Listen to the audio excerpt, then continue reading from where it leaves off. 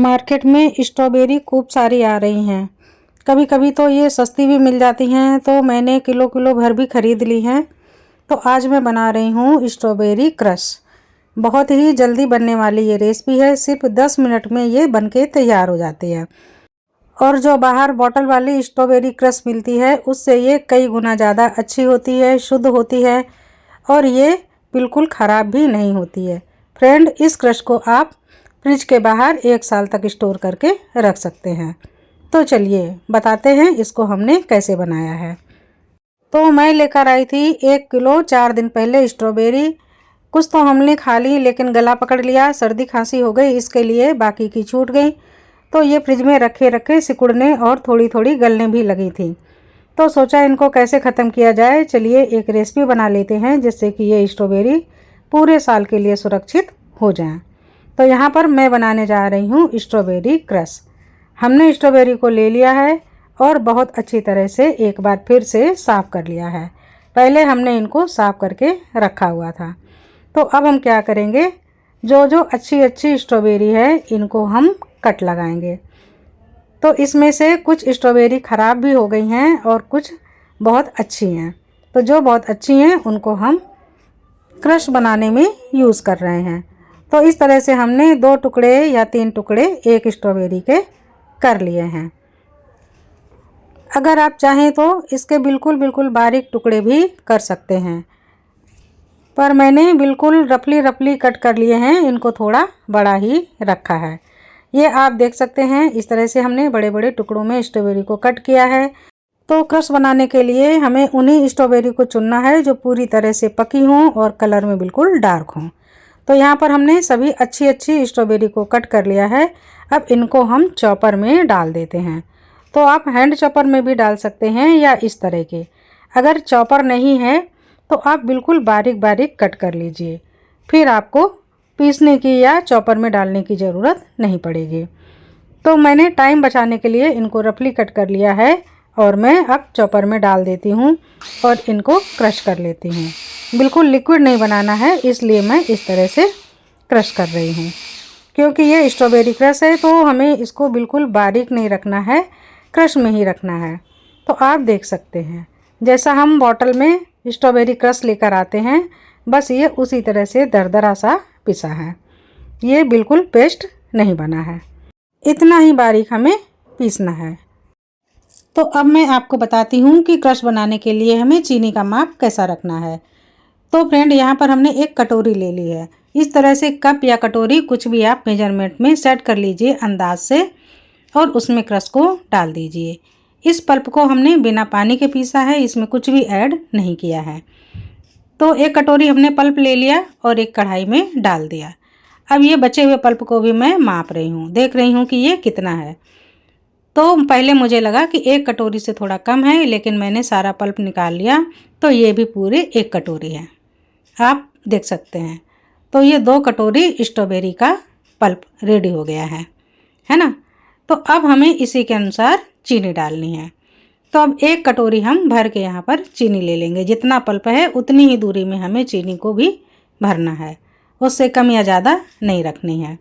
तो आप देख सकते हैं कि थोड़ी सी खाली कटोरी थी, बहुत ज़्यादा खाली भी नहीं थी और एकदम से फैल भी नहीं रही थी। तो इतनी ही पल्प की कटोरी थी, इतनी ही हमने चीनी ले ली है और इसी में मिला देते हैं।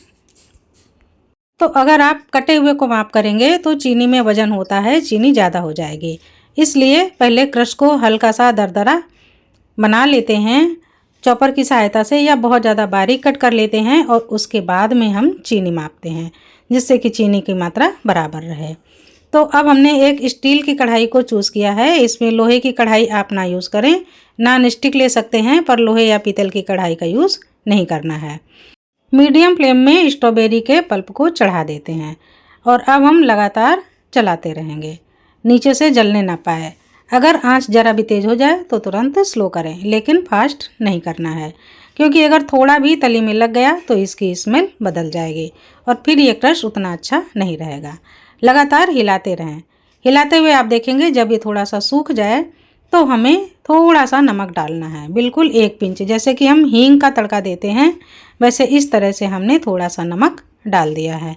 और अब फिर से हम चलाते हुए क्रश को पकाएंगे।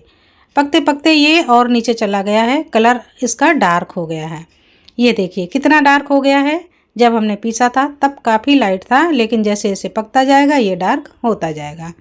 उंगली से चेक कर लें, उंगली में चाशनी बन गई है और ये चिपकने लगी है।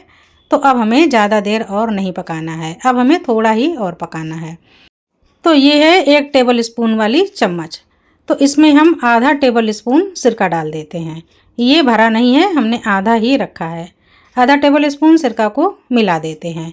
अब सिरका और नमक डालने से ये होगा कि ये जो क्रश 1 साल तक भी रखा रहेगा, तो इसमें बिल्कुल भी शुगर के दाने क्रिएट नहीं होंगे। इसीलिए हमने सिरका को मिलाया है, क्योंकि सिरका से चीज़ें ख़राब नहीं होती हैं, ये प्रिजर्वेटिव का काम करता है। और चीनी की चीज़ों में थोड़ा सा सिरका या नींबू का रस पड़ जाता है, तो इसमें दाने भी चीनी के नहीं पड़ते हैं। अब आप एक उंगली को बीच में डालिए और इस तरह से खींच लीजिए। इस तरह से स्पून में अगर उंगली की लाइन बन रही है और एक दूसरे को ये मिल नहीं रही है, यानी कि बिल्कुल लिक्विड जैसा पल्प नहीं है, तो समझ लो कि अब हमारा पल्प रेडी हो गया है। तो इस समय हम गैस को बंद कर देते हैं। जब ये ठंडा होगा तो और भी ज़्यादा गाढ़ा हो जाएगा। तो इस समय हमने गैस को बंद कर दिया है। करीब आधे से पौने घंटे के लिए हम इसको ऐसे ही छोड़ देंगे, पूरी तरह से ठंडा हो जाने देते हैं। क्रश से कई चीज़ें बनती हैं, शरबत भी बनता है। फ्रेंड आप बताइए कि आप क्रश से और क्या चीज़ें बनाते हैं। तो अगली रेसिपी में स्ट्रॉबेरी क्रश की ही शेयर करूँगी। आप बताइए कि मैं क्रश से क्या बनाऊँ। तो अब पूरी तरह से स्ट्रॉबेरी का क्रश ठंडा हो चुका है और यहाँ पर हमने एक छोटी बरनी ले ली है। इसको पहले ही हमने धो लिया था और साफ करके सुखा लिया था। और ये देखिए ठंडा होने के बाद में ये कितना गाढ़ा हो गया है। अब हम इसको चला रहे हैं तो एक तरफ से दूसरी तरफ जल्दी से बह करके नहीं आ रहा है। तो क्रश स्टोर करने के लिए रेडी है। इसको आप प्लास्टिक की बरनी में भी भर सकते हैं, लेकिन हो सके तो कांच की बरनी में डालिए, तो ये लंबे समय तक फ्रेश बना रहता है। पूरे 1 साल ये बिल्कुल भी ख़राब नहीं होगा। इसको आप बच्चों को ब्रेड में लगाकर जैम की तरह भी दे सकते हैं और तरह तरह की चीज़ें आप बना सकते हैं। तो फ्रेंड आप बताइए कि आप क्रश से क्या क्या बनाना पसंद करते हैं। गर्मा गर्म पराठे के साथ ये बहुत मज़ेदार लगता है, या खस्ता कचौड़ी हो तो क्या कहने। तो इस तरह से फ्रेंड आप क्रश को बना करके रख लीजिए। अभी सीजन में जब स्ट्रॉबेरी भर भर के आ रही हैं, सस्ती भी हो रही हैं, तो ऐसे में फ्रूट खूब आते हैं। तो इन चीज़ों को हम बना करके रख देते हैं, तो ये साल भर तक हमारे काम आते रहते हैं। तो क्रश बन गया है ना, बिल्कुल आसान। अब आप इसको ब्रेड में लगाइए, पराठे में लगाइए, बच्चों को कैसे भी टिफ़िन में दीजिए, वो पूरी तरह से टिफ़िन चट करके ही आएंगे। तो फ्रेंड रेसिपी कैसे लगी ज़रूर बताएं। नमस्कार।